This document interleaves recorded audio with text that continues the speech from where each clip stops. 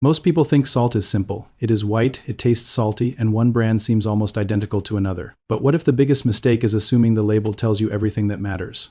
The salt sitting beside your stove can differ in iodine content, sodium level, additives, and even how much you are paying for a product that is nutritionally almost the same as ordinary salt. And there is an even bigger problem. Sea salt, Himalayan, natural, and premium can sound healthier without actually meaning lower sodium or better nutrition. So today we are counting down 10 salt products and categories I would think twice about buying, followed by 3 choices that make much more sense. This is not a claim that these products are poisonous, and it is not a blacklist based on internet rumors. The standard here is evidence, nutrition, labeling, iodine, price, and what you actually get for your money. Before the countdown, one fact changes the entire conversation. The World Health Organization recommends that adults consume less than 2,000 milligrams of sodium per day, equivalent to less than 5 grams of salt. And global intake is far above that target. WHO estimated average adult sodium intake at about 4,310 milligrams a day in 2019, more than double its recommendation. That means the question is not simply, which salt is healthiest? The better question is, which salt helps me control sodium while giving me something useful in return? Number 10. Giant grain finishing salts. Think flaky sea salt, crystal salts, and other finishing products sold in beautiful containers. They can be excellent for texture.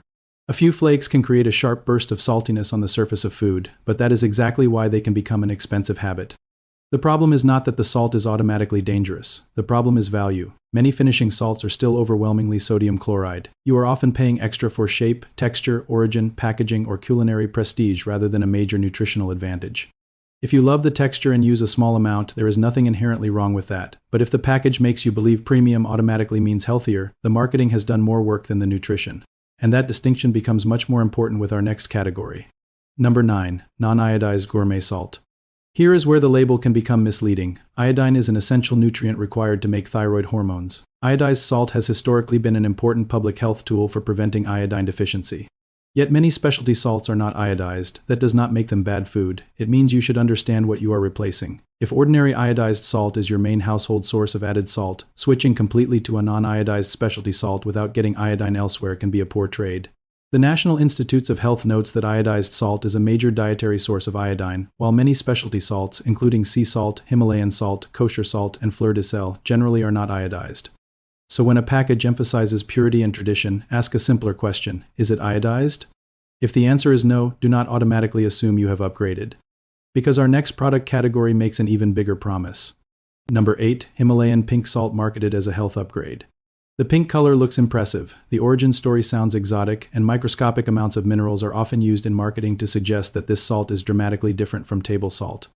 But the evidence does not support treating Himalayan salt as a health food. Its main component is still sodium chloride. It can contain trace minerals, but those quantities are generally too small to turn it into a meaningful mineral supplement.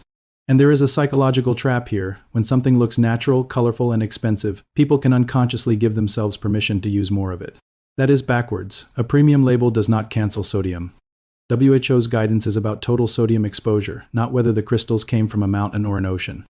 Now we move from marketing to something far more practical: portion control. Number 7. Salts with oversized crystals when you measure by volume. This one sounds technical, but it matters. A teaspoon of salt is not always the same amount of sodium when crystal size and density change. Large crystals can occupy a different volume than fine grains. That means recipes, scoops, and casual shaking can become less predictable. This does not make coarse salt unhealthy. In fact, many cooks prefer it because it is easier to pinch and control. But if you are following a sodium reduction plan, weighing salt or carefully checking the label can be more reliable than assuming every teaspoon is equivalent. The lesson is surprisingly simple. The shape of the crystal can change how you use the product, even when the underlying ingredient is still mostly sodium chloride. And now comes the category that sounds healthy precisely because of what it leaves out. Number 6. Natural sea salt with no iodine. Sea salt is not a magic loophole around sodium. Salt harvested from seawater is still salt. The word natural tells you where it came from, not whether it is better for blood pressure. WHO specifically says salt reduction and saltization are compatible. In other words, reducing salt does not mean abandoning iodine fortification. If you choose sea salt because you prefer its flavor or texture, that is a legitimate culinary choice. But buying it because you believe the ocean somehow removes the sodium problem is a misunderstanding. And there is another issue. Consumers can spend more money for a product that delivers essentially the same primary nutrient they were trying to limit in the first place. At this point, you might think we have already exposed the main problem. But the most important part of this countdown is still ahead, because the next choices involve products designed to look healthier through the language on the front of the package. Number 5. Salts with mineral-rich positioning. Mineral-rich sounds scientific. It sounds like the product is doing something ordinary salt cannot do, but you have two separate presents from significance. A food can contain a mineral without providing enough of it to meaningfully improve your diet. Trace minerals can be real and still be nutritionally insignificant at the amount you consume. This is a broader food label lesson. Never confuse contains with good source, and never confuse natural with healthy. If your goal is better nutrition, vegetables, fruits, legumes, nuts, dairy, or other appropriate foods can provide minerals in quantities that matter far more than chasing trace elements inside expensive salt. So far we have talked mostly about what salt claims. Now let's talk about what the package can hide in plain sight. Number 4. Salt products where the label is unclear about iodine. For a product you use every day, the nutrition label should not be an afterthought. Look for clear information about sodium and whether iodine is added. If the package makes dramatic health claims but gives you little useful nutritional information, that is a warning sign about marketing priorities. This does not mean an unclear label proves the product is unsafe. It means you have less information with which to make a smart decision. And that matters because most people do not get sodium only from the salt shaker. The WHO says much sodium comes from processed foods, including bread, processed meats, cheese, salty snacks, sauces, and prepared foods. So buying a better salt while eating heavily processed foods can create a false sense of security, which brings us to number 3, where the biggest mistake is not the brand, it is the assumption. Number 3. Any salt marketed as low sodium without checking the replacement ingredient. Some reduced sodium salts replace part of the sodium chloride with potassium chloride that can reduce sodium intake, and WHO now conditionally recommends lower sodium salt substitutes containing potassium for adults in the general population, with important exceptions. But this is not a product you should treat as automatically appropriate for everyone. WHO says the recommendation excludes people with kidney impairment and others who may have difficulty excreting potassium, and it does not apply in the same way to children or pregnant women. So low sodium does not mean universally safe. It means the formulation is different. If you are considering a potassium-containing salt substitute, especially for a medical reason, ask a qualified healthcare professional whether it is appropriate for you. And now we reach number 2. Number 2. Ultra-premium salts that encourage the idea that more expensive means better. Black lava salt, imported finishing salt, rare crystals, hand-harvested salt, limited origin salt. These can be wonderful culinary ingredients, but the price can rise dramatically while the basic nutritional role remains almost unchanged.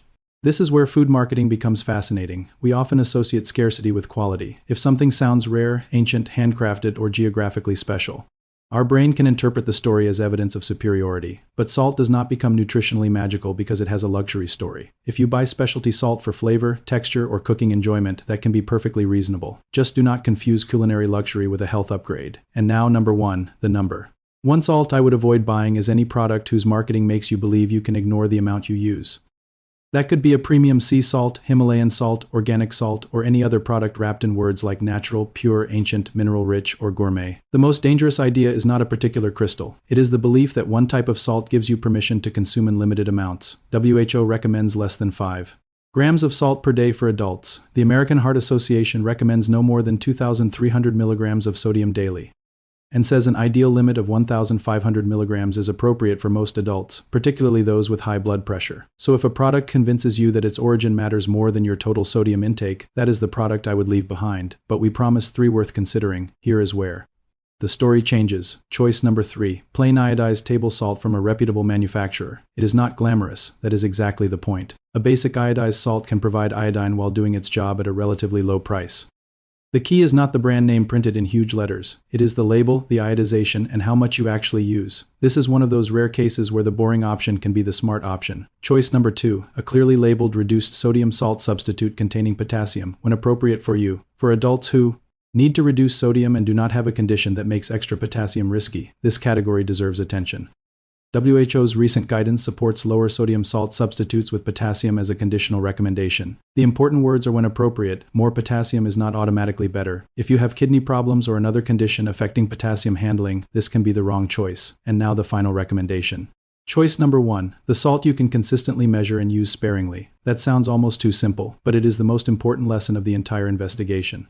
You can buy the most expensive salt in the store and still consume too much sodium. You can buy ordinary iodized salt and use it thoughtfully. You can choose a specialty salt for cooking and still keep your overall intake low. The winning product is not the one with the most impressive origin story. It is the one that fits your nutritional needs, gives you useful information on the label, and helps you control how much you consume. There is one final twist. The biggest source of sodium may not be your salt shaker at all. WHO points out that processed and prepared foods can contribute large amounts of sodium, often without people realizing it. That means spending $20 on a premium salt while ignoring sauces, instant meals, processed meats, snacks, and restaurant food can completely miss the real problem. That is why this list deliberately avoids calling ordinary salt toxic. A product can be perfectly legal, properly manufactured, and still be a poor choice for your goals. The smartest investigation separates genuine risk from clever packaging and expensive storytelling. So next time you stand in front of a wall of salt, do not ask which one looks healthiest. Ask for questions. Is it iodized? How much sodium does it provide? Am I buying it for genuine culinary reasons or because of a health claim? And most importantly, how much of it am I actually using? Those questions cut through almost every piece of salt marketing. Salt itself is not the villain.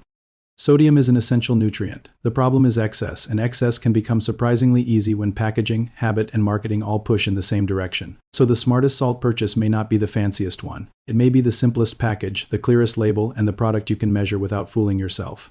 If this investigation changed the way you look at your kitchen shelf, share it with someone who buys healthy foods based on the front of the package. And if you want more evidence-based grocery investigations, subscribe, because the next label you trust might deserve a second look.